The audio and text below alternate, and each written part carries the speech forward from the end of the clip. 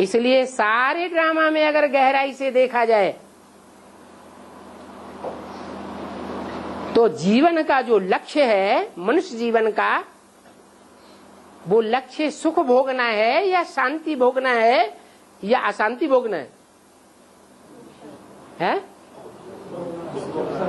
कोई नहीं चाहता कि हम हमेशा के लिए शांत हो जाएं, हमारी आत्मा लीन हो जाए, हमारा अस्तित्व खलास हो जाए। सब कोई यही चाहता है, हमारा जीवन भी रहे और जीवन रहते रहते हमें सुख मिले, दुख न मिले। उस हिसाब से राम वाली आत्मा ज्यादा प्राप्ति करती है या कृष्ण वाली आत्मा ज्यादा प्राप्ति करती है? राम वाली आत्मा ज्यादा सुख भोगती है? कभी कुछ कभी कुछ। पक्की एक बात बताओ, है सारे ही षष्ठी रूपी रंगमंच में अगर देखा जाए तो कृष्ण वाली आत्मा जन्म जन्मांतर का सुख भोगती है, राम वाली आत्मा उतना सुख नहीं भोगती। सिर्फ अंतिम जन्म के लिए और 63 जन्मों में भी ये कहेंगे कि मन की शांति भोगती है।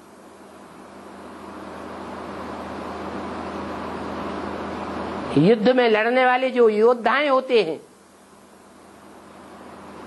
वो युद्ध में लड़ते लड़ते शरीर त्याग देते हैं।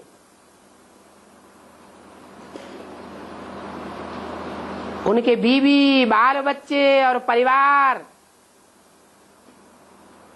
सबका पतन हो जाता है। फिर वो स्थूल सुख शांति भोगने के निमित्त बनते हैं या सिर्फ मनसा की शांति भोगते हैं? जो युद्ध में लड़ते लड़ते वीर गति को प्राप्त हो जाते, मनसा का सुख भोगते हैं। प्रैक्टिकल जीवन का कोई सुख उनको मिलता है, न उनके परिवारजनों को मिलता है। तो दो प्रकार का सुख है।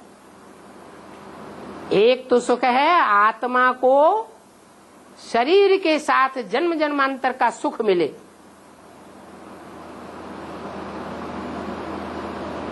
और एक सुख वो है जो मनसा की तृप्ति मिलती है। संगम युग में भी चैन की बंसी बजाते हुए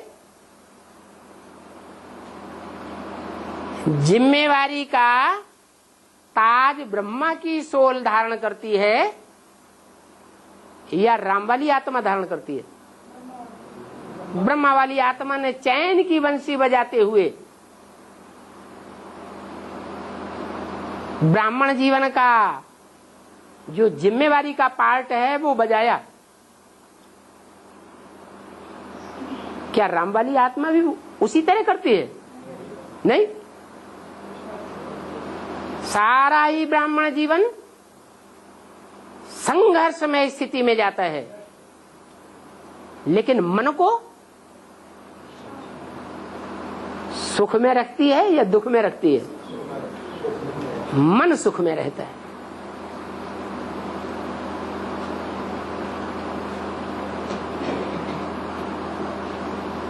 इसलिए कोई भी बात को सोचने के लिए अनेक तरीके होते हैं।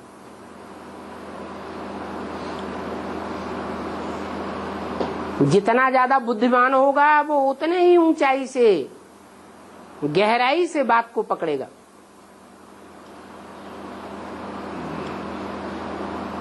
बुद्धिहीन होगा तो देह अभिमान के आधार पर ऊपर ऊपर की बातों को पकड़ेगा।